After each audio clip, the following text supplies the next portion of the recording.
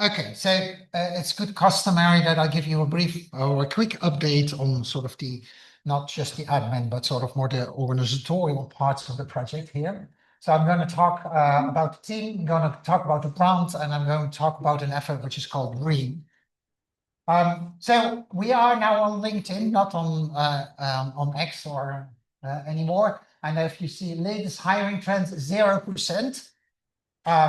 So that's correct because the team is still intact as it was last year that we here, with a little bit of a change that Morgan now is an official PDRA, so he gets actually paid a salary rather than working for year free. And Frankie, as admin, is becoming increasingly important to the project. She has more hours, and she's been really circumstantial in actually organizing this conference. So we're very happy with her spending more time on the project.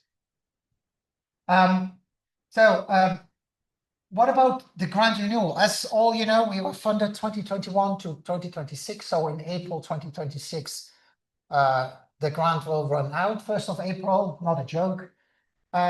So I've had discussions with Robert Deller from MRC about the project, and he indicated that there was a future. He actually even waived the pre-submission of the proposal because usually it's in 2 rounds, but we could go straight to the main round. So that was good, which meant that I spent some time with support of the executive committee and other people here to write a renewal grant.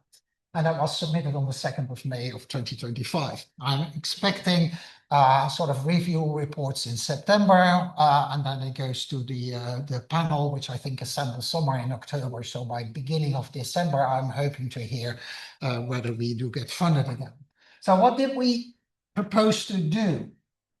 Okay, first, this one, why should they fund us? So what you see is 2 figures from the grant, where the first one shows you the registrations that we have over a 6-year period, both from version 2 and version 3. And here is, because it calls back to the server, sort of the monthly unique people that use the software. And you can pretty much see that over a 5-year time period, we have doubled the user base, but that's not just users, they actually are using the program because also the usage has sort of doubled. So we are a growing community in terms of people engaging with the software and actually using it. This is the table with the results of the things that we've done. So this is including all projected papers. So we wrote 16 papers. So we have now over 3,000 citations. There's 9 invited talks in international conferences. We did 51 workshops, including the ones planned until the end of the grant day. We organized 5 conferences. Of course, this is the 5th one. We had 51 stakeholder contacts. That's a sort of discussions with people, more than 2 people scheduled, WPDB, EU Screen, those kind of interactions. We have now 22 tutorials, 95 documented web pages, over 1.6K activity forum posts, and 405 topics on the forum. So there's a lot of going on, and it's due to the team that put in all the efforts every day, their work to maintain, to do this outreach, to engage with all of you, to answer the questions. I think one of the key points was that we have a very good reputation in responding to requests and to following up and doing things that users ask for. So the overall thing was that we would continue to be working at the forefront of NMR science. We want to continuously increase the applicability of the software, our tools, capitalize on emerging opportunities like AI, for example, and machine learning to drive innovation. And we continue to engage with the user base and the scientific community. And of course, this is MRC, so it's all for health and disease. Now, more specifically, so we have 7 core packages that we have defined. Package number 1 is just essentially the continuous maintenance, to making sure that there's updates. We need to go to QT6. We need to make sure that the Python gets upgraded. That your libraries becomes quite important, because we have found that in increasing fashion, IT departments are kind of skimmish about software being run on their university computers. And an important part in this package is also what we call third-party development. And you just saw a poster from Adrian, which essentially has used our code base to build on his own application in that one. So we're really stimulating that kind of development. In work package 2, that's user application. That's essentially all the things that we think NMR is strong is and are selling points for the next 5 years. So IDPs and IDDs, NMR metabolomics in cell, NMR, peptides, oligonucleotides, interactions, and of course dynamics, for which we are developing a whole new program called Analysis Dynamics. And I think Vicky will tell something about that one. So these are all the strength of NMR in that work package. Then work package 3, that's essentially going what Frank just asked. That's really working with people that are doing AI applications to make them available in as soon as we can, or work together to see how we can do these tools and also put our effort into developing the software we needed for that one. Well, we have a good industrial outreach, so obviously one of the work packages dedicated to maintain that support for industry and making sure that they keep happy and paying us, because we get quite a bit of money at the moment from them. So in work package 5, we have the development of the NMR exchange format, which is ongoing, and now is sort of that also involves discussion about binary formats, which I'm going to talk with Frank about, and also the work within Dream, which I will tell what that is in a short in the next couple of slides. Work package 6, that's essentially all the outreach which we're doing, which includes the conferences, the training, the maintenance of the website, the forum, all that kind of work that we're doing here. And then finally, work package 7, which is just managing the project. So that I do, the partners are doing that, contact with all relevant initiatives.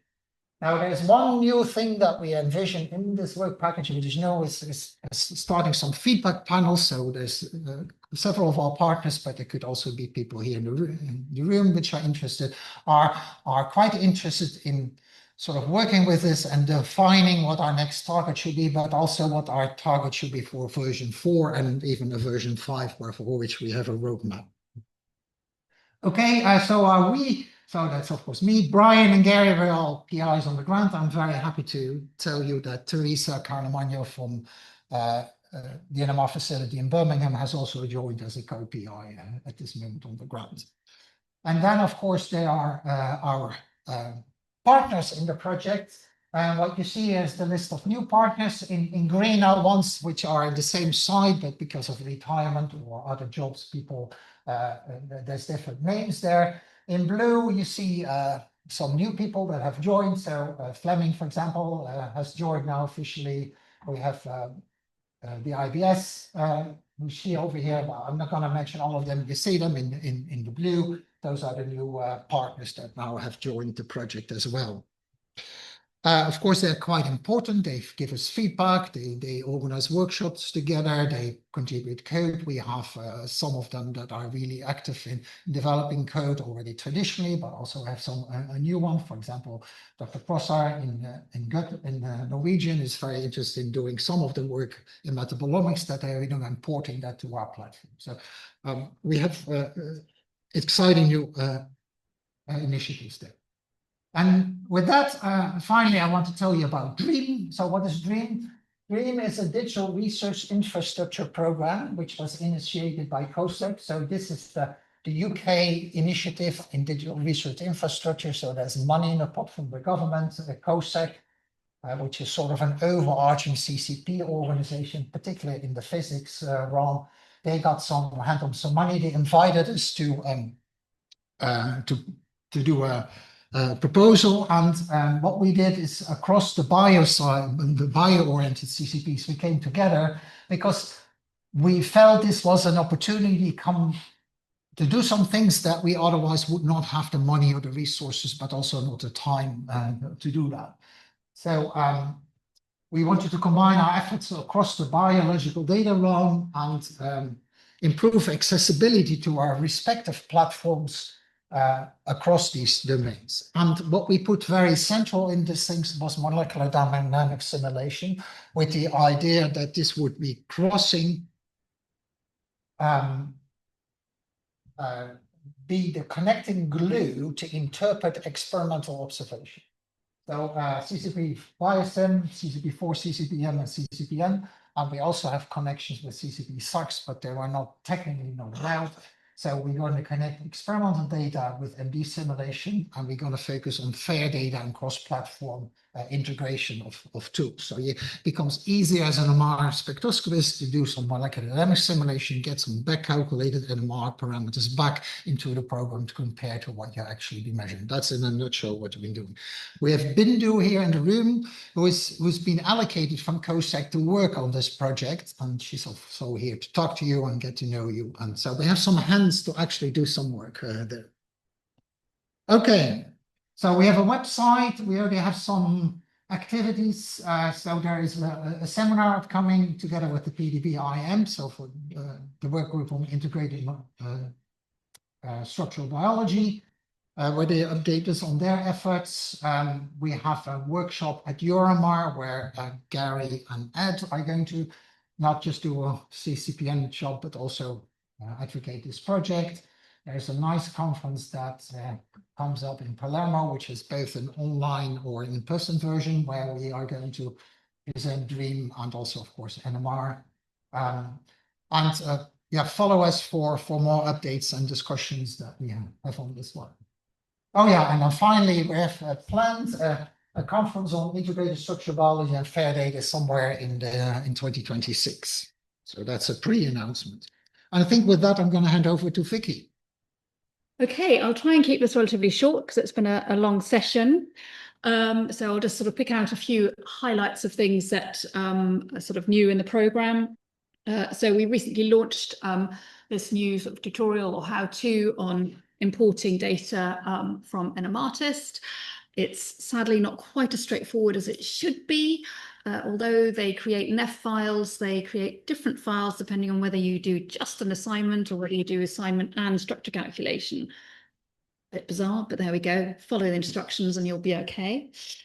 Our next step then is going to be to actually create some instructions and a nice tutorial to help you then actually go through the data and show you how you can then check whether the assignments are correct and how you can make corrections to what NMRtist has come out with.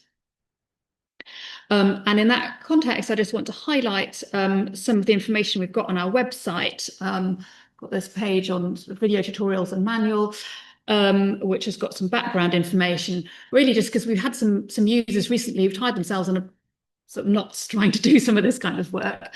And so at the moment, we've got some information here about chemical shifts, NMR residues, also titrations, just so that you understand how the program actually deals with some of these things, because if you've got multiple chemical shift lists, it's important that you know what the program is doing. We're also planning to add something on side chain atom names. Again, people who are new to NMR quite often end up making mistakes around stereospecific, non-stereospecific assignments and that sort of thing. So as part of the whole sort of best practice side of things, hopefully we'll be expanding this part of the website and providing more information.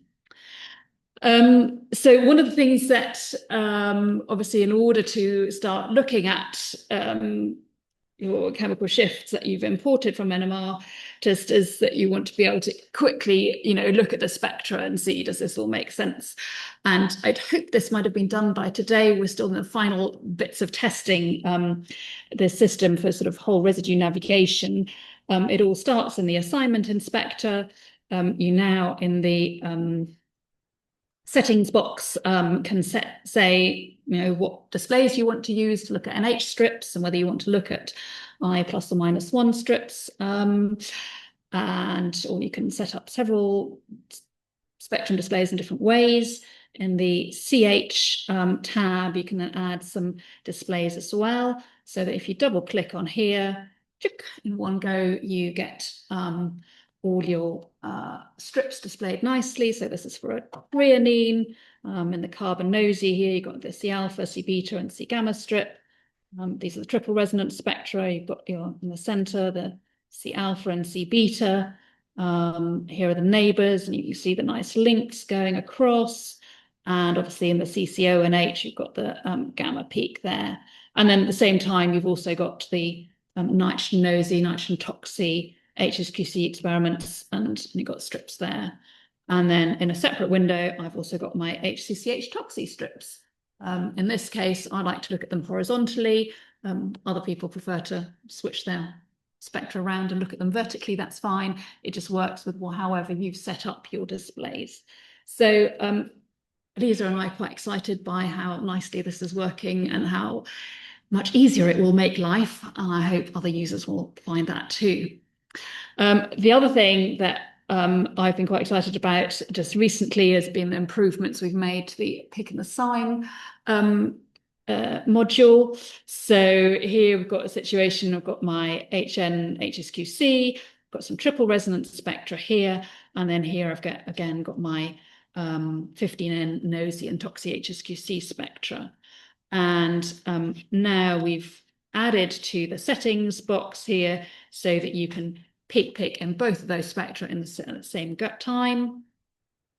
What used to be a separate macro in order to automatically assign your carbon atoms is now integrated. And you will notice we've now got 2 tabs here so that rather than having to start with your NMR residues, you can also just start with a peak table, which doesn't even have to be assigned and so on. Arguably, this is sort of stuff which we should have had sorted years ago. In fact, we had ideas for it all years ago, but that's been the joy of having Dan as part of the team. We've actually finally had someone who's been able to get some of these things implemented. So we're rather pleased. The main thing really that I want to talk about is analysis dynamics. So this is something that primarily Luca has been working on together with Fred Muscat, who's the NMR facility manager in Leicester. So at the moment, we've got a module which will allow you to do sort of rates analysis. So you can analyze the spectra for R1 and R2 rates, heteronuclear NOEs. You can use all of that data to do reduced spectral density mapping. But obviously, that's only one tiny part of what kind of information you can get on dynamics from NMR. There are many more experiments you can do, and there's all the whole modeling side of things. And so what we've now done is to implement additional experiments and a lot of this and the modelling all on this fast time scale. And then for the slower time scales, we've created a plugin for Chemex. So you can really easily start to use that. So some of the new workflows that we've introduced are being able to use these beta experiments, which give you nice experimental information about when you compare them to your T2 spectra about exchange contributions, support for T1 row determination, and also these experiments here where you can simultaneously get the heteronuclear NOE and the R1 data from deuterated proteins. We've added consistency tests. So I suppose I think it's sort of modeled in a way on this paper, but additional things as well, so that you can look at your data collected at different fields. So here we're comparing, for instance, data collected at 600 versus 800 megahertz. And you can just make sure that it's consistent across those fields. In this case, it is. In this case, you can see it isn't. And obviously, it's really important that you know that, because otherwise, if your data isn't consistent, you're going to end up with a mess when you start doing your modeling. And obviously, in this case, you'd have to go back and see perhaps the temperature was wrong at one of your fields or something like that, or something was wrong in your experimental setup.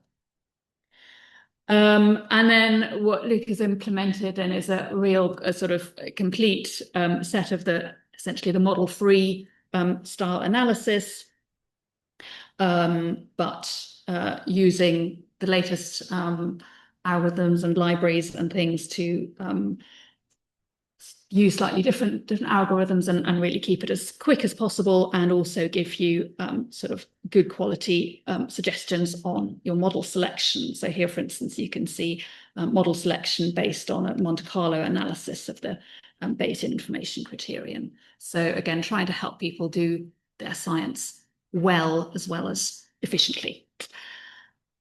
Then I mentioned the Chemex plugin. So that is essentially a way in which then you basically just end up getting a GUI, sort of graphical user interface to enter all your data within our program. But then you do, so at the moment, we're still using the Chemex way of selecting your starting values for minimizations. Probably at some point we'll integrate that into our graphical interface. And then in the end, you can get all your results, save them in data tables, create nice graphs and things like that. So we're hoping that that'll just make the use of ChemX slightly more user-friendly and sort of make it easier for a really wider group of people to start analysing these experiments and using that program. So in the end, what we're really aiming to end up with, as Geerten said, is a kind of a new program called Analysis Dynamics. It would basically just have, you know, as all the other analysis programs, just one then additional menu with a variety of different things you can do, so that alongside assign, structure, screen, and metabolomics, we will then also have dynamics, which is of course bad news for the industrial people amongst you, because you're probably going to have to pay for an extra license to be able to use it.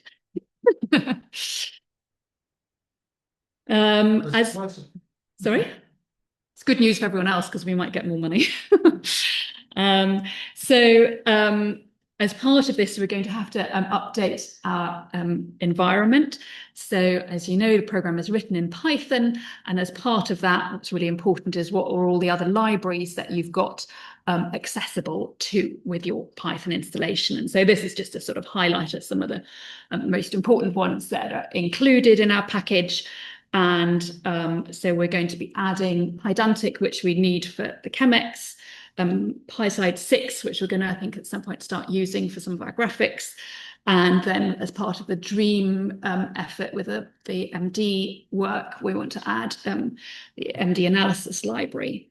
And at the same time, we'll then also be updating our Python to version 3.12. Some of this might be good news for people like Adrien, who want to use our program as a development platform. For everyone else, the main thing to take home is that when we do our next big release, probably 3.4, you'll end up having to download the program again, use a fresh installation. That's just the way it is, but that helps us keep the program up to date and modern and moving on. And then I just want to finish off with a quick reminder, I suppose, about analysis metabolomics. I talked a little bit about this last year. At that point, Morgan was sort of, well, still working furiously at it. He's in the meantime sort of in the autumn kind of brought it to a little bit of a sort of conclusion, as it were, while he was then writing up his thesis. He's now, I think, finished writing his thesis. But where we've got to essentially is he's got this nice database, curated database of metabolites that's available through our website. And then sort of since last year, I guess, updated a little bit the way in which the profile by reference facility works. But again, this business of being able to create your mixture and then also being able to add your own database references, either just from the peaks or by creating a full new spin system. And we've got some tutorials out there, certainly for the profile by reference. I think the other stuff, I'm not sure if we have got tutorials yet, but I'm sure we'll create some, or if you're interested in doing any of this, get in touch with us, and Morgan will be very happy to help you with anything. I should add that we've had a huge amount of help from Marie and her team in Liverpool, who've been working quite closely with Morgan on all of this. So thanks a lot. I think that's it for now. So thank you, obviously, to everybody who's part of the team at the moment. Thank you also to those of you who got that all started off.